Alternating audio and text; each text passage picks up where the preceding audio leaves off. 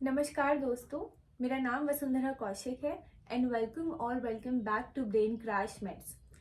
आज की वीडियो में हम बात करेंगे फार्मेसी फर्स्ट सेमेस्टर के सिलेबस के बारे में। इसके ऊपर हम पहले से एक पार्ट 1 बना चुके हैं, so this is going to be part 2। तो चलिए अब हम वीडियो शुरू करते हैं। यहाँ पर आप देख सकते हैं मैंने दो हेडिंग्स में बांटा है सिलेबस को। पहला है आपका हेडिंग्स, यानी कि जो चैप्टर का नाम है या आपका मेन टॉपिक है। दूसरा पार्ट है सब हेडिंग, यानी कि इन टॉपिक्स में आप इस चैप्टर को रीड कर सकते हैं। तो इस वीडियो में मैं आपको ये भी बताऊंगी कि आपको ये टॉपिक्स और सब टॉपिक्स आपकी बुक में कहाँ से मिल सकते हैं और कौन सी बुक में मिल सकते हैं। तो पहले की वीडियो में हम ऑलरेडी 3 टॉपिक कवर कर चुके हैं, जो कि थे history of pharmacy, basics of pharmacy and homeopathic pharmacopoeia. तो आगे के 4 टॉपिक हम इस वीडियो में कवर करेंगे। तो हमारा पहला टॉपिक है आइडियल लेबोरेटरी।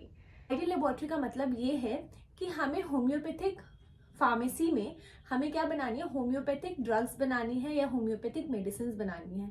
अब वो मेडिसिन बनाने के लिए हमें एक लेबोरेटरी की ज़रूरत होगी, एक जगह की ज़रूरत होगी। तो कैसे हम एक अच्छी लेबोरेटरी बना सकते हैं, कैसे हम एक आइडियल लेबोरेटरी बना सकते हैं, उसी को हम कहते हैं आइडियल लेबोरेटरी। आइडियल लेबोरेटरी बनाने के लिए आपको कुछ प्री रिक्विजिट्स चाहिए होंगी, कुछ कंडीशंस को वो फुलफिल करनी चाहिए, तभी वो एक आइडियल लेबोरेटरी बनेगी। तो अब हम इसकी सब हेडिंग्स पे चलते हैं। हम समझ गए कि आइडियल लेबोरेटरी क्या है। सब हेडिंग्स में इस चैप्टर में हमें कौन सी चीज़ें पढ़नी है। सबसे पहले हमें पढ़ना है कि क्या क्या चीज़ें रिक्वायर्ड है एक आइडियल लेबोरेटरी बनाने के लिए, यानी कि prerequisites of ideal laboratory. दूसरा हमें पढ़ना है role of laboratory in homoeopathic pharmacy education, यानी कि जो हमारी लेबोरेटरी है वो हमारी होम्योपैथिक फार्मेसी के एजुकेशन में कैसे हेल्प करती है। तो ये भी एक आइडियल लेबोरेटरी का इंपॉर्टेंट एस्पेक्ट है। दूसरे टॉपिक पर चलते हैं। दूसरा टॉपिक है वेट मेजरमेंट। अब वेट मेजरमेंट से हम क्या समझते हैं, जैसा कि हम डिस्कस कर चुके हैं कि हमें होम्योपैथिक मेडिसिन बनानी है। तो ऐसा तो है नहीं कि हम कुछ भी क्वांटिटी की मेडिसिन ले लेंगे और उनको आपस में मिला देंगे तो वो एक मेडिसिन बन जाएगी, ऐसा नहीं है। हमें हर मेडिसिनल सब्सटेंस का पहले वेट करना होगा, उसके बाद हमें एक फिक्स्ड अमाउंट का वो मेडिसिनल सब्सटेंस लेने के बाद हम उसकी मेडिसिन बना सकते हैं। इसीलिए ये ज़रूरी हो जाता है कि हम वेट मेजरमेंट्स पढ़ें। तो वेट मेजरमेंट आपका मेन चैप्टर है, जिसमें आप बेसिकली पढ़ेंगे क्या, मेट्रोलॉजी। मेट्रोलॉजी का सीधा मतलब वेट मेजरमेंट ही है। दूसरा आप बेसिक क्या पढ़ेंगे, basics and units of apothecary system. इसमें आपके बेसिकली 3 सिस्टम ऑफ मेजरमेंट है। पहला है आपका मैट्रिक सिस्टम, दूसरा है आपका एपोथेकेरी सिस्टम, यानी कि जो यूएसए में फॉलो होता है, और तीसरा है आपका इंपेरियल सिस्टम, जिसको हम ब्रिटिश मेजरमेंट सिस्टम भी बोलते हैं। तो ये 3 सिस्टम आपने पढ़ने हैं।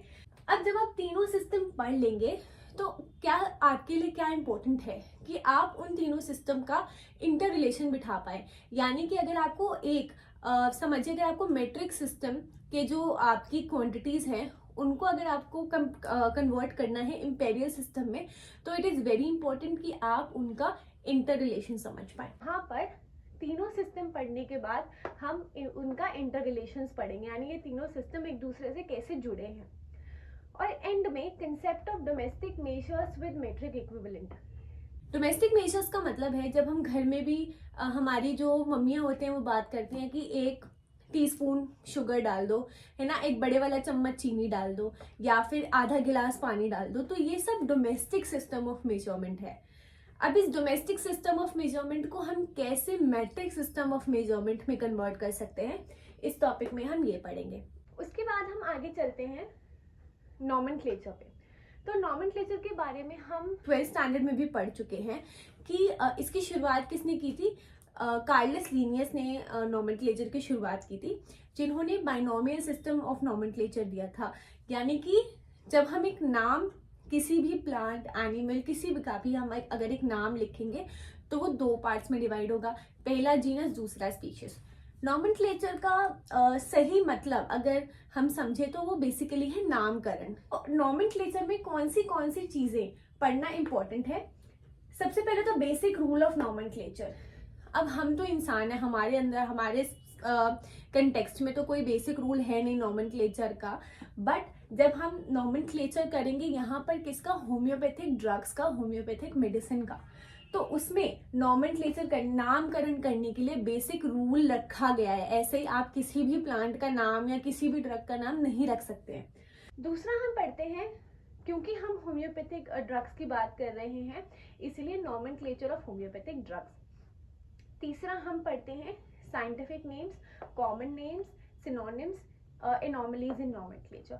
ये हम 11th-12th स्टैंडर्ड में भी पढ़ चुके हैं कि हर प्लांट का एक साइंटिफिक नेम होता है और एक कॉमन नेम होता है। फॉर एग्जाम्पल, अगर हम जो खाने में हींग डलती है उसका एग्जाम्पल लें तो हम उसको साइंटिफिक, उसका नेम हींग नहीं है, उसका साइंटिफिक नेम है एसाफेटिडा, पर हम उसे कॉमनली हींग बोलते हैं। तो एक प्लांट के दो नाम है, scientific name, common name. Synonyms यानी हींग को किसी और नाम से भी जाना जा सकता है, एसाफेटिडा को कुछ किसी और नाम से भी जाना जा सकता है।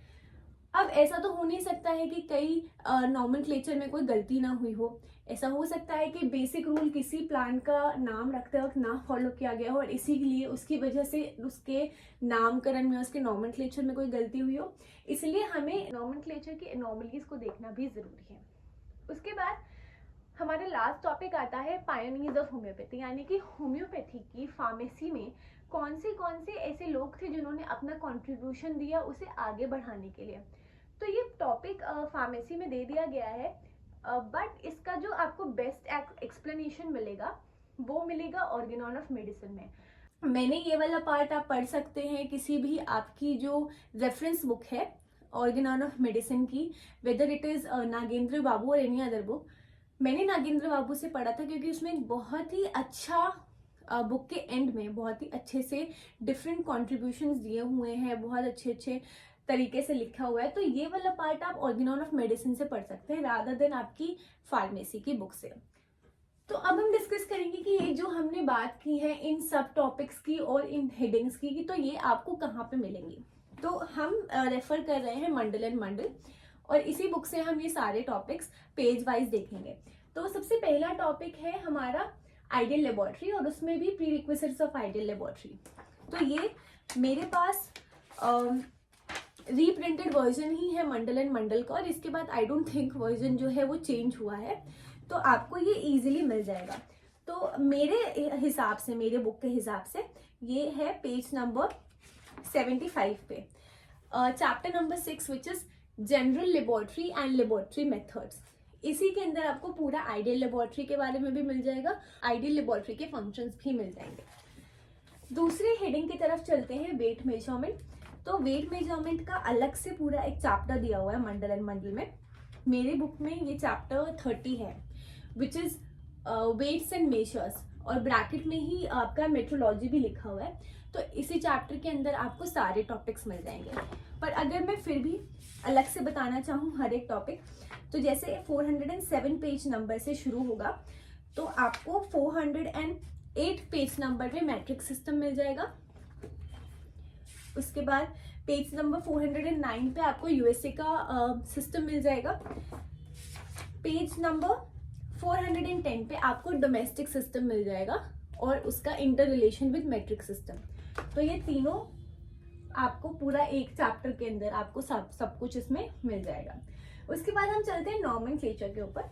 तो नॉमेनक्लेचर का भी बहुत अच्छे से अलग से चैप्टर दिया हुआ है, बुक के बीच में से आपको कुछ भी ढूंढने की जरूरत नहीं है।